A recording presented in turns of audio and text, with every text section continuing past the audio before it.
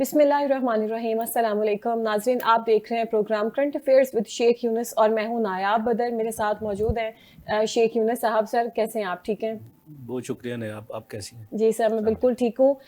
Sir हम सबसे पहले अपने नाज़रीन के साथ टॉपिक्स डिस्कस करते चलें। हम बात करेंगे ईरान के हवाले से। ईरान में रजीम चेंज का क्या बनेगा? ईरान की मौजूदा सूरत हाल क्या है? क्या अमेरिका ईरान पर हमला करेगा या नहीं? इसके अलावा हम बात करेंगे मोहसिन नकवी का लंबा छक्का, भारतीय क्रिकेट बोर्ड को क्लीन बोर्ड कर दिया। भारत में 2026 का वर्ल्ड कप खतरे में, पाकिस्तान और बांग्लादेश के बाद मजीद 6 टीमों ने खेलने से इनकार कर दिया है। इसकी असल हकायक क्या है, असल क्या वजह है, कौन से वो ममालिक हैं? शेख साहब इसके ऊपर ब्रीफली बताएंगे। इसके अलावा हम बात करेंगे सुहेल अफरीदी का कराची का दौरा कामयाब या नाकाम, और हम बात करेंगे अमेरिका में 75 ममालिक पर वीज़ा पाबंदियों की वजह क्या बनी, इसके भी असल हकायक जानेंगे। और हम बात करेंगे सऊदिया यूएई हालात मजीद खराब, क्या सऊदी और यूएई में बराह रास्त जंग होगी? और हम बात करेंगे ग्रीनलैंड के प्राइम मिनिस्टर और डेनमार्क के प्राइम मिनिस्टर की प्रेस कॉन्फ्रेंस। ग्रीनलैंड ने अमेरिका के साथ शामिल होने से वाज़े तौर पर इनकार कर दिया है। डोनाल्ड ट्रंप का ग्रीनलैंड पर हर सूरत में कब्जा करने पर इसरार, क्या इनको मिलता है ग्रीनलैंड? ये नहीं मिलता। और हम बात करेंगे क्या पीटीआई की 8 फरवरी की शटर डाउन पहिया जाम कॉल की हड़ताल कामयाब हो सकेगी या नहीं? और लास्ट में हम बात करेंगे मंगल के रोज अडियाला के बाहर बानी पीटीआई के मुलाकात के लिए कितने लोग आए? अलीमा खान और बैरिस्टर सलमान अकरम राजा की बैरिस्टर गोहर के साथ इख्तलाफात शिद्दत अख्तियार कर गए हैं। जी सर, ये आज के हमारे टॉपिक्स हैं। लेकिन मैं अपने नाज़रीन को बताती चलूं कि लास्ट प्रोग्राम में शेख साहब ने जो प्रिडिक्ट किया था सर, वो 2 प्रिडिक्शंस तो बिल्कुल वैसी वैसी ही हुई जैसे आपने प्रिडिक्ट किया था। तो आप मुझे ये बताएं कि जिस तरीके से नजम सेठी साहब हैं, उनके पास जो है चिड़िया है, और हमारे एक और बड़े अच्छे प्रोग्राम एंकर हैं मंसूर अली खान साहब, उनके पास कबूतर है। आपके पास ऐसी कौन सी चीज है जो आपको सारी खबरें सच्ची वाली ला के देती है? बहुत शुक्रिया ने जी सर। मेरे पास भी एक पैरेट है अच्छा। जो मुझे ये जिस तरह चिड़िया नजम शेट्टी साहब को ला के देती है खबरें, और कबूतर जो है ना मंसूर साहब को, जी। और भी दोस्तों को मुख्तलिफ ज़राए से खबरें आती हैं। तो हमारे पास भी एक बोलने वाला तोता है जो तोता हमें भी है। गाहे बगाहे से जो है ना वो चीज़ें ला के देता है। जी। तो जो 2 प्रेडिक्शन थी वो उसी के रेफरेंस से हुई हैं। बिल्कुल, तो आपने कहा था सुहेल अफरीदी वाली जो बात की थी सर, वैसा वैसा ही हुआ जैसे आपने प्रिडिक्ट किया था। जी। सर तोता तो बड़ा आपका जो है मंजा हुआ खिलाड़ी है, ऐसे ही खबरें ला के देता हाँ, है। देखें उन्होंने जिस तरह हमने प्रिडिक्ट किया था जी। कि पिछले प्रोग्राम में कि कराची के अंदर जो पीपल्स पार्टी है जी। तो वो डबल गेम कर रही है। हम्म। तो उस गेम की वजह से उन्होंने पहले तो उनका इस्तकबाल कर दिया, हम्म। तो टोपी और वो अजरक वगैरह जो भी पहनाई गई।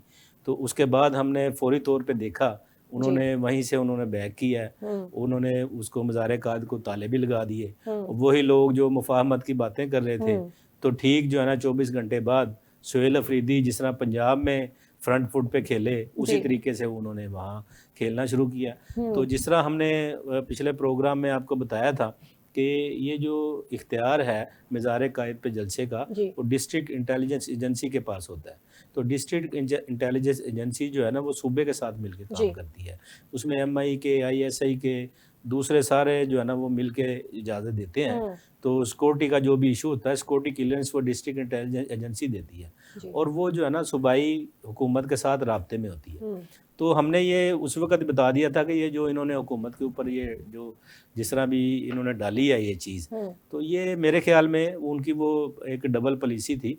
तो उन्होंने PTI को भी रखना चाह रहे थे, वो इस्टेब्लिशमेंट को भी पैगाम देना चाह रहे थे, वो हुकूमत को भी पैगाम देना चाह रहे थे, लेकिन कुछ ऐसा हुआ नहीं। तो ये गेम जो है ना वो उलट गई। उसके बाद जो दूसरी हमारी प्रोडिक्शन थी वो रज़ा पहलवी के हवाले से थी। जिस तरह ईरान से रिलेटेड थी। जी। अमेरिकन जो सदर हैं डोनाल्ड ट्रंप, उनके घर में उनको एक ऑर्गेनाइजेशन की तरफ से जो है ना नाश्ते तो का एहतमाम किया गया, ब्रेकफास्ट का एहतमाम किया गया था। उसकी वो 10वीं सालगिरह थी। तो उस मौके के ऊपर रज़ा पहलवी के साथ डोनाल्ड ट्रंप की एक मुलाकात भी मुतवक्के थी, लेकिन जो सूरत-ए-हाल बनी, जो सूरत-ए-हाल जिस तरफ गई, वो आज के प्रोग्राम में बड़ा हम जो है ना डीपली जाके बड़ा डिस्कस करेंगे। उसको डिटेल में जी, जाके हम डिस्कस करेंगे। और जी। जिस तरह सूरत-ए-हाल बनी, तो वो डोनाल्ड ट्रंप ने रज़ा पहलवी के साथ जो है ना वो अपनी जो मीटिंग जो है ना वो मनसूख की, हुँ, और बाकायदा उन्होंने इसके बारे में एक बयान भी दिया। वो बयान ये था कि जी अभी उनके साथ मिलने का वक़्त नहीं है। जी। ये हम आज के प्रोग्राम में डिस्कस करेंगे कि हुँ, ईरान वाले मामलात किस तरफ जा रहे हैं। तो इंशाअल्लाह ताला आइंदा भी जो हमारे जो पैरट हैं, तो जी, वो हमें प्रेडिक्शन देते रहेंगे, जी। हम आप तक पहुँचाते रहेंगे। हम अपनी आवाम जो है लोग हैं इनको जो है ना वो पहले तो बताते सर रहेंगे। आपका तोता अभी क्या कहता है कि सुहेल आफरीदी कराची का दौरा करके गए हैं, मज़ीद अब ये क्या करेंगे? जिस तरीके से जो इन्होंने हालात फ़ेस किए हैं, जिस तरीके की सूरत-ए-हाल बनी है, अवाम जो है वो मोबाइल की टॉर्च पकड़ के तो चलो जो भी उनके साथ थी, लेकिन जो इनको चक्कर दिए गए हैं, यू टर्न दिए गए हैं, इसके बारे में आप क्या कहेंगे कि आगे ये क्या करने वाले हैं? देखिए ना, आप जो कराची के दौरे के दौरान जी, एक बहुत बड़ी एक बात हुई, वो आलमगीर खान साहब के घर जो सुहेल अफरीदी साहब ने जो एक बयान दिया था। जी। वो बयान ये था कि वो पाकिस्तान की इस्टेब्लिशमेंट को था, पाकिस्तान की हुकूमत को था, पाकिस्तान की फ़ौज को था कि वो जो केपीके में जो ऑपरेशन हो रहा है, वो उसके बहुत बड़े मुखालिफ हैं। वो ये चाह रहे हैं कि किसी तरीके से ये ऑपरेशन ना हो। हुँ, वो अगर ऑपरेशन नहीं होता, तो उसके बाद जो है ना पाकिस्तान के अंदर जो दहशतगर्दी है, पाकिस्तान के अंदर जो अनारकी है, हुँ, पाकिस्तान के लोगों पर जो खुदकश हमले हो रहे हैं, जो पाकिस्तान की सिक्योरिटी फोर्सेस पे खुदकश हमले हो रहे हैं, जो पाकिस्तान की अफवाज के ख़िलाफ़ जो भी बयानिया है, अगर वो ऑपरेशन नहीं होता नायाब, तो वो हुँ। पाकिस्तान की समझे सलामती ख़तरे में पड़ जाती है। एक बहुत ही जो है ना वो गलत चीज़ हुई है कराची के अंदर। हुँ, आलमगीर साहब के घर जो है ना, इन्होंने सुहेल अफरीदी साहब ने एक बयान दिया है हुँ, कि अगर अफ़गानिस्तान के ख़िलाफ़ ऑपरेशन करना है, जी, तो इसके सबूत दिए जाएँ। जी। देखें, ये तो एक ऐसी चीज़ है जो सारी दुनिया ये मान रही है हुँ, कि पूरी दुनिया की दहशतगर्दों की जो अमाजगा है ना, वो अफ़गानिस्तान बन चुका है। हुँ, और ये ऑन रिकॉर्ड बात है, ये इसके लिए किसी भी किस्म की जो है ना वो डिटेल की ज़रूरत नहीं है, हुँ, इसमें किसी किस्म की को बहस की ज़रूरत नहीं है। ये पूरी दुनिया कह रही है। पूरी दुनिया ये कह रही है कि जितनी भी दहशतगर्द बड़ी तंजीमें हैं, जी, वो टीटीपी हो, वो चाइना के ख़िलाफ़ जो सरज़मीन इस्तेमाल हो रही है, जो ईरान के ख़िलाफ़ सरज़मीन इस्तेमाल हो हुँ, रही है, जो अपने सेंट्रल एशिया के ममालिक हैं, ताजिकिस्तान हो गया, पिछले दिनों में हमने देखा कि हुँ, अफ़गानिस्तान की सरज़मीन से इनके ऊपर भी दहशतगर्दी हुई है। हुँ, इसी तरह बहुत सारे ऐसे चीज़ें जो है ना वहाँ से जो ऑपरेट हो रही हैं, जिनको हम बड़ी डिटेल में भी डिस्कस कर सकते हैं, हम हुँ, एक-एक तंजीम का नाम भी बता सकते हैं। तो इसके अलावा पाकिस्तान के जो मोस्ट वांटेड जो दहशतगर्द हैं, जी, उनमें नूर वली हैं, बशीर ज़ेब हैं, गुल बहादुर हैं, ये कहाँ हैं? हुँ, ये सारी दुनिया को पता है, ये काबुल में मौजूद हैं। और इसके अलावा जो है ना अक़वाम मुत्तहिदा की सिक्योरिटी कौंसल में इजलास में जितने भी ममालिक हैं, वो ये इस बात को वेरीफ़ाई कर चुके हैं उस हुँ, इजलास के अंदर कि अफ़गानिस्तान की सरज़मीन में जो दहशतगर्दों की हैं, वो पनाहगाहें मौजूद हैं। जी, अब मैं आपको थोड़ी-सी और डिटेल में लेता चलूँ। हुँ, 2025 के आखिर तक जो दहशतगर्द सिक्योरिटी फोर्सेस ने मारे हैं, हुँ, जिनके खिलाफ ऑपरेशन किया है, जिनके खिलाफ ऑपरेशन करके उनको जहन्नम हासिल किया है, हुँ, वो 130 दहशतगर्द हैं। जी, उन 130 दहशतगर्दों का ताल्लुक कहाँ से था? उन सारे जो भी 130 दहशतगर्द थे, इन सब का ताल्लुक जो है अफ़गानिस्तान से था। ये पाकिस्तान जो है ना एविडेंस जो है ना वो पेश कर चुका है। इसके अलावा जो 10 खुदकश हमले हुए हैं, केपीके में और पाकिस्तान में जो 10 खुदकश हमले हुए हैं, उनकी भी अगर आप डिटेल जाके देखें, उनमें भी जो सारे जो थे, लोग थे जिन्होंने वो दहशतगर्दी में जो इस्तेमाल हुए हैं, मुलव्वस जिन्होंने निकले। खुदकश हमले किए हैं, हुँ, वो भी सब अफ़गानी थे। हुँ, अब मुझे नहीं समझ आ रहा कि इससे ज़्यादा सुहेल अफरीदी साहब को और क्या डिटेल चाहिए सबूत होगी। चाहिए। अच्छा, हुँ, एक और मैं आपको यहाँ बात बताता चलूँ, 2024 में जो सलामती कौंसल का इजलास हुआ था, हुँ, उसके अंदर जो है ना, जो डेनमार्क के नुमाइंदे हैं, जी, उन्होंने एक पूरी तफ़सील बताई थी। हुँ, वो आपके ऑन रिकॉर्ड मौजूद है। आप वो सलामती कौंसल का इजलास की वो डिटेल देखें, हुँ, उसकी जो है ना तफ़सील देखें। जो डेनमार्क के नुमाइंदे हैं, उन्होंने पूरी एक तफ़सील बताई थी कि काबल किन-किन दहशतगर्दों की तंज़ीमों की सरपरस्ती कर रहा है। हुँ, अफ़गानिस्तान में जो है ना, उन्होंने बाकायदा ये तफ़सील के साथ बात की। अफ़गानिस्तान में दाइश भी मौजूद है, अफगानिस्तान में टीटीपी भी मौजूद है, अफगानिस्तान से चाइना के अंदर भी दहशतगर्दी हो रही है, अफगानिस्तान से उज़्बेकिस्तान में भी दहशतगर्दी हो रही है, ताजिकिस्तान में भी हो रही है, ईरान के अंदर भी दहशतगर्दी में जो ये अफगानिस्तान से दहशतगर्द की तंजीमें मुलव्वस हैं।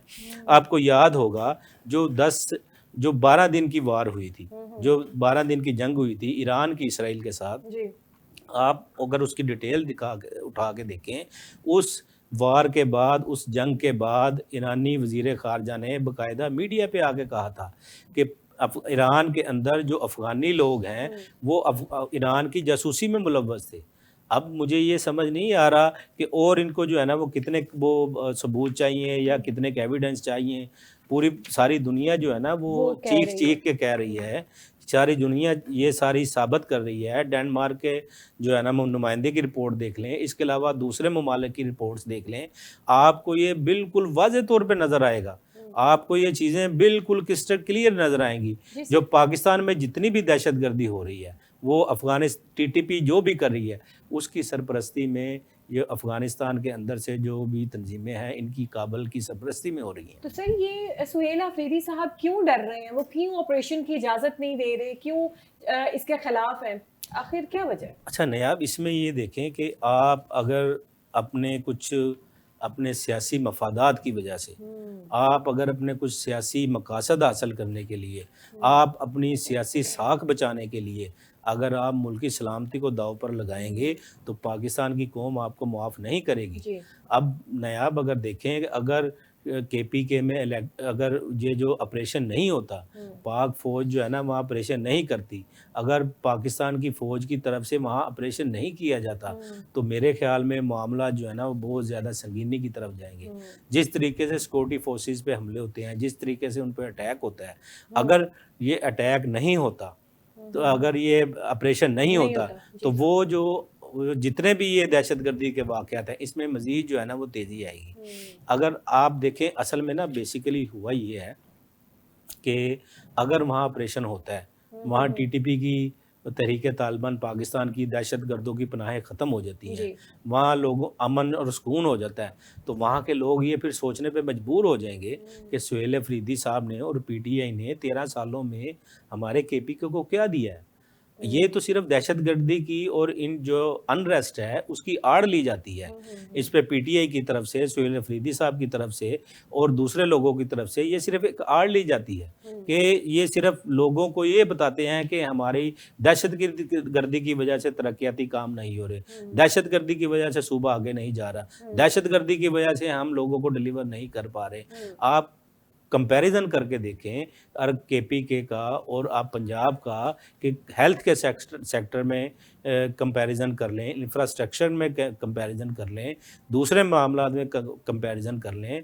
कुछ सुहेल PTI की 13 साल से वहाँ हुकूमत है, क्या डिलीवर किया उन्होंने, क्या लोगों को वहाँ को सेहत की सहूलतें मुयस्सर हैं, क्या लोगों को वहाँ करप्शन में कमी आ गई है, क्या KPK के लोग जो है ना हर तरफ से एक रोल मॉडल बन चुके हैं, ऐसी कोई चीज़ असल में नज़र आ नहीं सकी।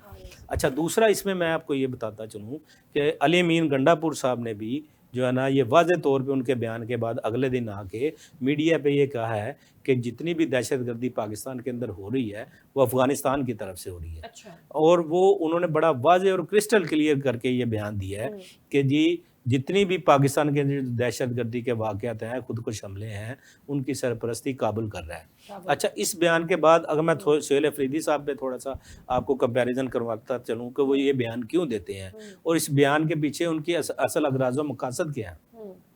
असल में इनको लाया गया है अली अमीन गंडापुर साहब की जगह पे। तो अली अमीन गंडापुर साहब की जगह पे जब इनको लाया गया, इनको लाया इसलिए गया था कि वो अली अमीन गंडापुर साहब की तरफ ये तासुर ये था कि अली अमीन गंडापुर साहब जो है ना वो इस्टेब्लिशमेंट के साथ उनके ताल्लुकात हैं, झुकाव नज़र आता था। तो उनको फ़ारग इसलिए किया गया है कि जो PTI के जो भी क़यादत थी, जो सियासी क़यादत थी, जो लोग थे वो ये कह रहे थे कि अली अमीन गंडापुर साहब जो है ना फ़ौज के साथ कोई मामलात उनके तय हो गए हैं, इसलिए वो स्ट्रीट मूवमेंट नहीं करते, इसलिए वो डयाला के जो है ना नहीं आते, इमरान खान साहब को। तो जब इनको सुहेल अफरीदी साहब को इनको लाने का मकसद ये था कि ये इमरान खान साहब को जो है ना वो बाहर निकलवाएंगे, स्ट्रीट मूवमेंट करेंगे। जी। स्ट्रीट मूवमेंट करने के बाद जो है ना ये केपीके के अंदर जो है ना कोई इतने बड़े बड़े जलसे करेंगे, ये पीटीआई में नई जान डाल देंगे। जी। लेकिन जिस वक्त ये सोहेल अफरीदी साहब ने ये वज़ीर आला ओहदा संभाला है, जी। तो इनकी आप जो टीम है, जो मीना शफ़ी साहब हैं, जो शफ़ी जान साहब हैं, तो ये जितने भी आपके मिनिस्टर हैं, इनकी भी आप लैंग्वेज देख लें, इनकी भी देख लें, तो ये सोहेल अफरीदी साहब को ये महसूस हुआ, अंदाज़ा हुआ कि इस्टेब्लिशमेंट के सब खिलाफ जाना, फ़ौज के ख़िलाफ़ जाना और जो इसकी ऑपरेशन की मुखालफत करना, ये कोई आसान बात नहीं है। अच्छा, उन दिनों में जब ये इन्होंने चार्ज संभाला है, तो उसके बाद इन्होंने कुछ जो है ना मामला फामो तफहीम की तरफ जब लेके गए हैं, जब इन्होंने इस्टेब्लिशमेंट की कोई थोड़ी बहुत बात माननी शुरू की है ड्रोन हमलों में, और जो दूसरे जो एक दो मामला और थे, तो फिर जो है ना जो पीटीआई के जो सोशल मीडिया के जो प्लेटफार्म है, उसके ऊपर जो है ना सोहेल अफरीदी को जो है ना आड़े हाथों लिया जाने लगा। उसके बाद ये उनके जो पीटीआई के जो अकाउंट्स हैं, उनकी तरफ से जो है ना वो सोहेल अफरीदी को निशाना बनाया जाने लगा।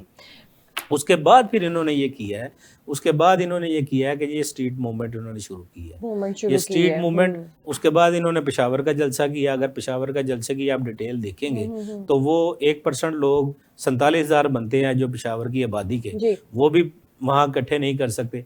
वो स्ट्रीट मूवमेंट उन्होंने शुरू की। अगर वो ये ना करते तो पीटीआई की क़यादत ने, पीटीआई के लोगों ने, पीटीआई के सोशल मीडिया अकाउंट्स ने, पीटीआई के जो सोशल मीडिया जो वार एक शुरू होती है, उसका जो है ना वो बंदूकों का, तोपों का रुख जो है ना इनकी जानिब हो जाना था। उसके बाद ये पंजाब में आए हैं, पंजाब में इनको जो है ना वो बिल्कुल कोई ऐसा रिस्पॉन्स नहीं मिला। इनका ख्याल ये था कि मैं पंजाब जाऊंगा, पंजाब के लोग सड़कों पे निकल आएंगे, मेरा इस्तकबाल होगा, और जो है ना उसके बाद जो है ना मैं 8 फरवरी की कॉल दूंगा। 8 फरवरी की कॉल को अगर हम देखेंगे तो वो लाइनें लग जाएंगी। तो ऐसा कुछ भी नहीं हुआ। पंजाब के अंदर तो पीटीआई की जो सियासी क़यादत है, जो पंजाब की सियासी क़यादत है, वो इनके साथ नहीं खड़ी हुई।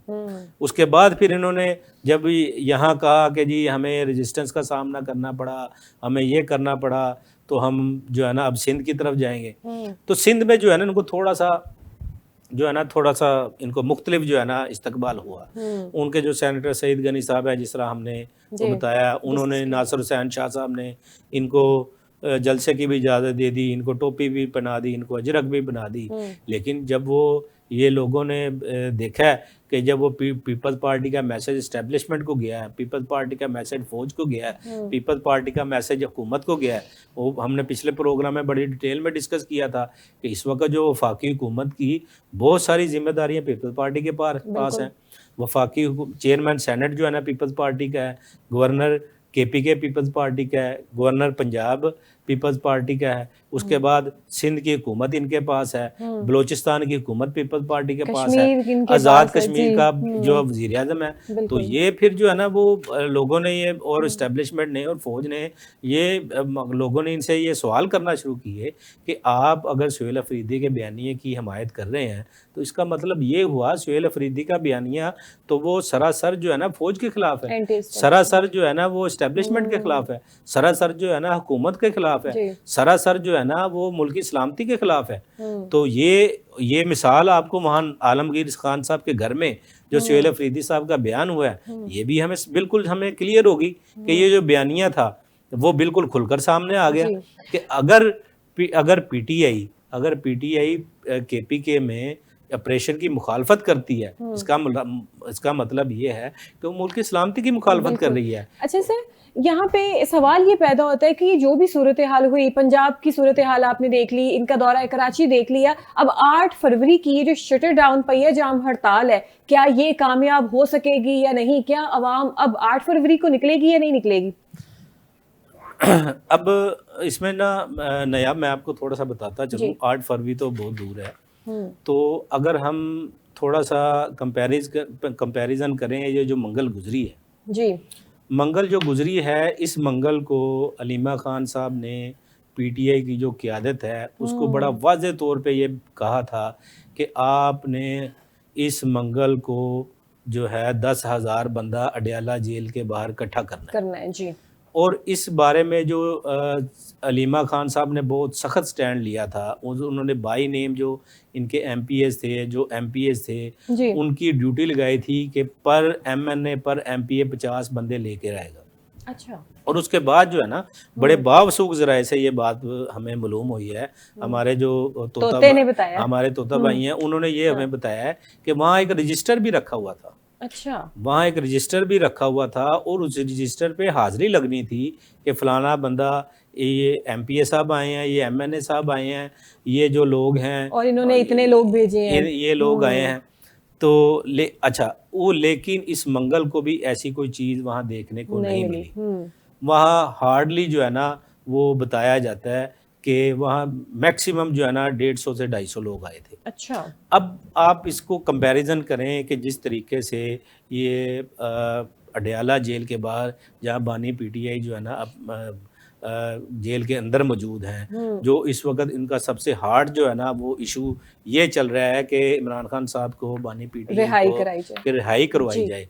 अगर लोग वहाँ नहीं पहुँच रहे, अगर लोग वहाँ इनकी कॉल पे आमीन नहीं कह रहे, अगर लोग वहाँ इनके बयानिए के साथ नहीं खड़े हुए, अगर लोग वहाँ इनका साथ नहीं दे रहे, तो मेरे ख्याल में ये जो है ना वो मुझे बहुत मुश्किल नज़र आ रहा है कि 8 फरवरी को इनकी जो शटर डाउन की, जो पहिया जाम की जो हड़ताल है वो कामयाब हो सकेगी। अच्छा, इसमें नायाब एक और फैक्टर है जो आप कह लें कि इस वक्त जो है ना वो बड़ा वो सामने आ रहा है, खुलकर सामने आ गया है। जो पीटीआई की अंदरूनी इख्तलाफात हैं, उसकी वजह से इनको बड़ा नुकसान हो शिद्दत पकड़ते जा रहे हैं। इसमें जो अलीमा खान साहब और हमें जो इनके सेक्रेटरी जनरल हैं वो सलमान अकरम राजा साहब, वो हमें एक साइड पे नजर आते हैं। दूसरी साइड पे हमें जो नजर आते हैं बैरिस्टर गौहर ग्रुप नजर आता है। अब बैरिस्टर गौहर साहब जो उनका बयानिया और है, अलीमा खान का और इनका बयानिया और है। और एक और बड़ी डेवलपमेंट हुई तो वो 8 फरवरी की कॉल से जो है ना वो अलीमा खान ने वहाँ भी ला तल्लुकी का इजहार कर दिया। अच्छा। तो बैरिस्टर गौहर साहब कह रहे हैं कि जी हम 8 फरवरी को पहिया जाम करेंगे, शटर डाउन करेंगे। और जो आप सुहेल अफरीदी साहब की जो स्ट्रीट मूवमेंट देखें वो किस लिए है? वो भी इसलिए है कि लोगों को एक्टिव किया जाए, लोगों से राब्ता बढ़ाया जाए, लोगों को जो है ना वो अपने साथ एंगेज किया जाए और 8 फरवरी के लिए कुछ ऐसा हम काम करें जिससे हमारी तहरीक में जान आ जाए। लेकिन ऐसी कोई चीज़ हमें कोई नज़र नहीं आ रही, ऐसी कोई चीज़ हमें देखने को नहीं मिल रही। ऐसी कोई चीज़ हमें पंजाब की स्ट्रीट मूवमेंट में नहीं मिली, ऐसी कोई चीज़ हमें सिंध की स्ट्रीट मूवमेंट में नहीं मिली, ऐसी कोई चीज़ हमें अडयाला के बाहर नज़र होती हुई नज़र नहीं आ रही, ऐसी कोई चीज़ हमें पेशावर में जो इनका पावर शो था वहाँ नज़र नहीं आई।